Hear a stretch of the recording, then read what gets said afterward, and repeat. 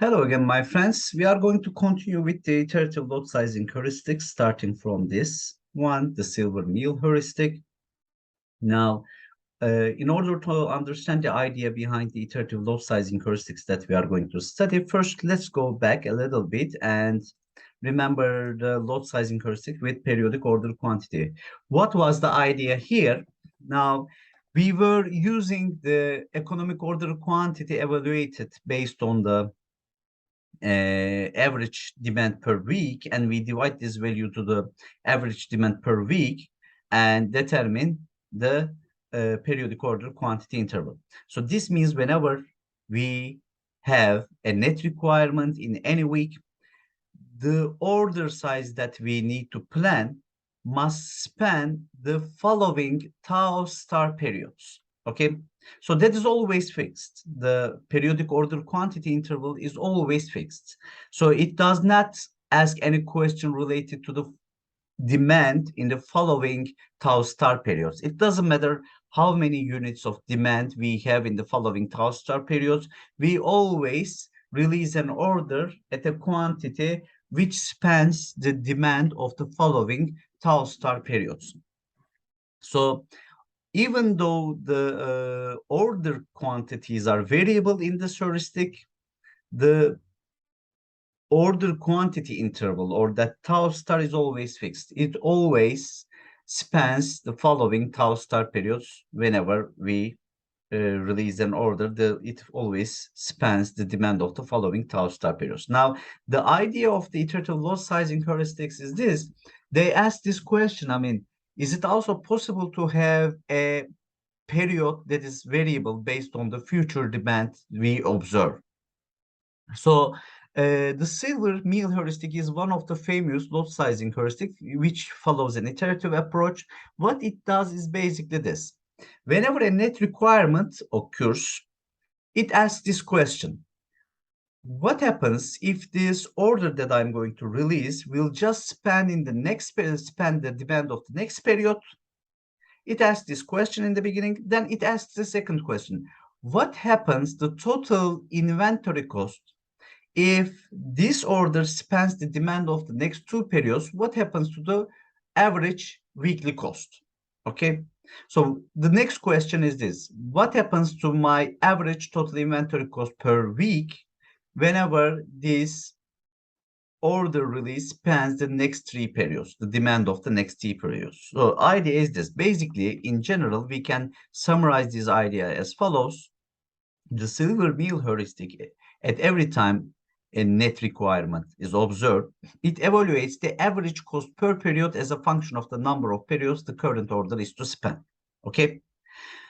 Now, this average cost per period, as we include more and more periods in the order to span the demand of these periods, it will start to decrease in the beginning, but at some point it will start to increase when we include one more period to the spanning, to the total interval, periodic order, the order quantity interval. So here, whenever we observe an increase in the average cost per period, we stop and say this is the point. We need to stop and we should release an order or plan the receipt for order which spans the net requirement of the following these many periods. Okay, so I think the idea is going to be much more comprehensible when we are going to practice this in the question.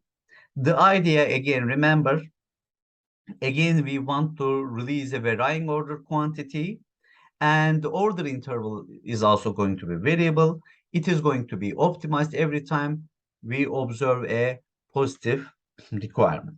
Okay, so this average cost per period is going to be denoted as a function of rho t.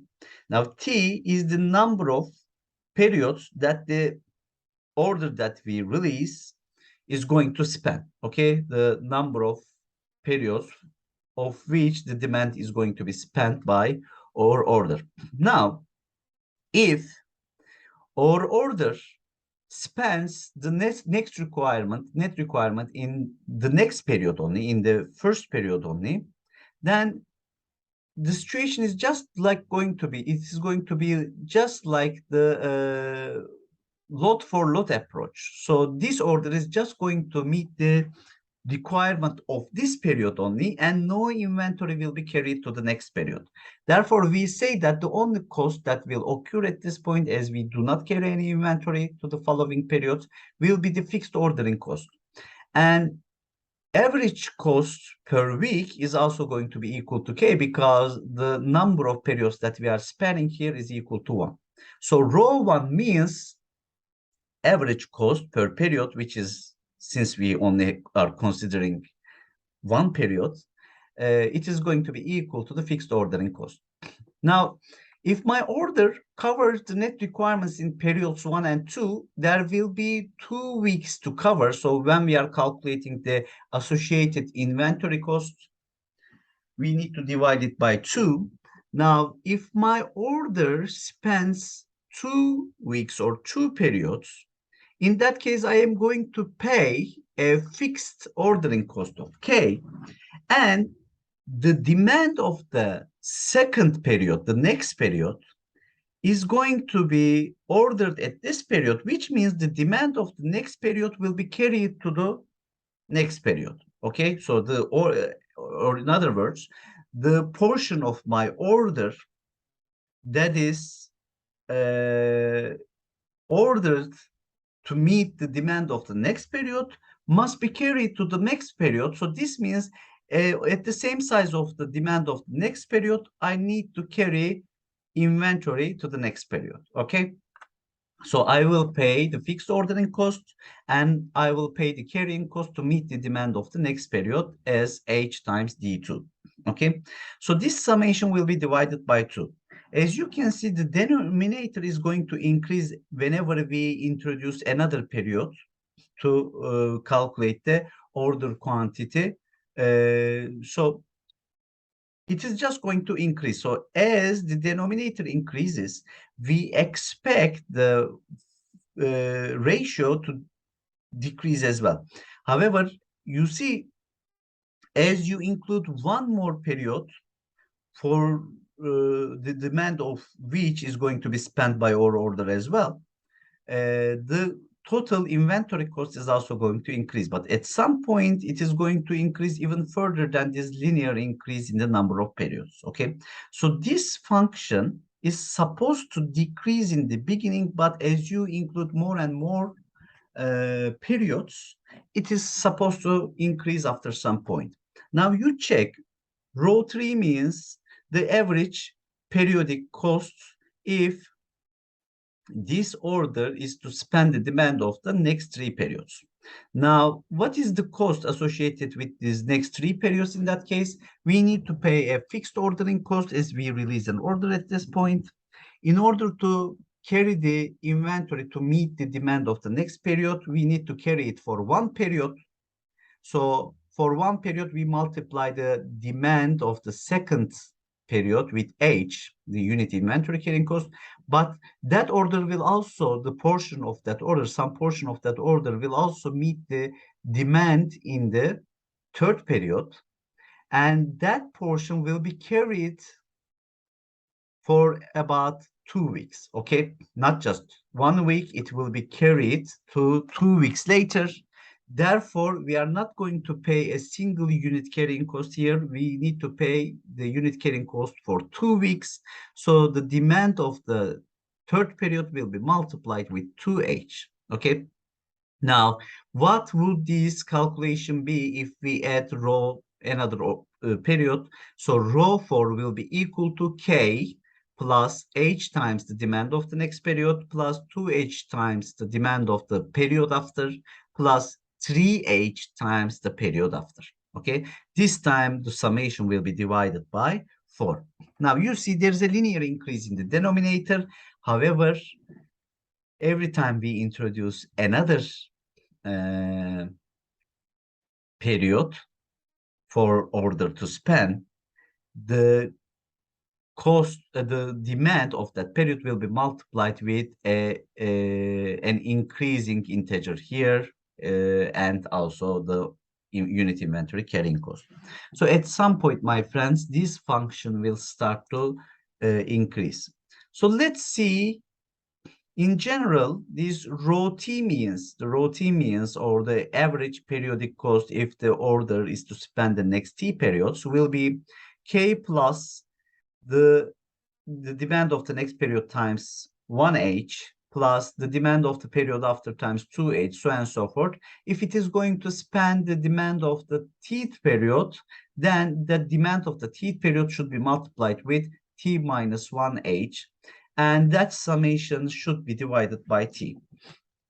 Now, whenever you see the additional period will increase the average periodic cost, then we will stop and say that T is the optimal period for this order to span, or the optimal number of periods for this order to span.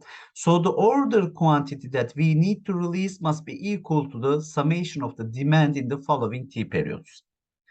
Now, we need to restart this process whenever another net requirement occurs. So we will assume that that is the first period. At that point, whenever a net requirement occurs, we will run this algorithm again and again. So this is an iterative procedure.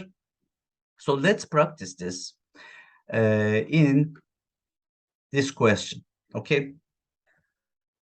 So remember now, we have 10 weeks of demand in this planning horizon, and the initial inventory already covers the demand of the first week. So a net requirement is going to be observed in the second week. Now, at this point, a net requirement occurs. How many units? 30 units. Now, I'm asking this question. The planned order received that I'm going to determine here, if it covers only the net requirement of the second week, then I'm just going to pay a fixed ordering cost of $100 and no inventory will be carried, because I'm just going to deal with the next period with another order received, okay? So if my order received spans only these 30 units, then I will just pay this fixed cost $100, which is going to be K. And rho T will be 100 divided by 1 will be 100. Now, please be careful. If my order spans the next two periods demand, which is 30 here and 40 here, if my order spans 70 units of demand for the following two periods, then I am going to pay a fixed ordering cost plus 40 units of demand will be met by carrying some portion of my order to the next period, which is exactly 40 units. And I'm going to carry it for one period of D. Therefore, 40 times 1 will be included in my total cost function, which is going to be K plus HD2. And since my order spans 2 weeks, I'm going to divide this value to 2, and the average weekly inventory cost will be equal to 70. As you can see, it decreases. Okay, the average weekly cost decreases because what? Because this fixed ordering cost will be shared among the increasing number of periods, right? So this is why this average weekly cost decreases. Okay, this fixed cost K is being shared among each introduced order in my calculation. Each introduced period in my calculation. Now, if I introduce the third period in my problem, then since the demand of the third period here, which is the fourth period in the original sequence, but remember, I'm starting from the second week here, I'm going to pay a fixed ordering cost of $100 plus 40 units will be carried to the next period, and no units will be carried to the fourth period, my friends, because the demand is 0. So if my order spans the following 3 periods here, I'm not going to pay any 2H3 because D3 is simply 0. So my cost will still be 140. And if I divide this total cost to 3, which is the total number of periods that is spent, then that average will be 46.67, which is going to be lesser than 70. This means this is a good idea to spend the following 3 months, but it may be even better if I spend the demand of the following 4 weeks. Now, if I introduce the fifth week's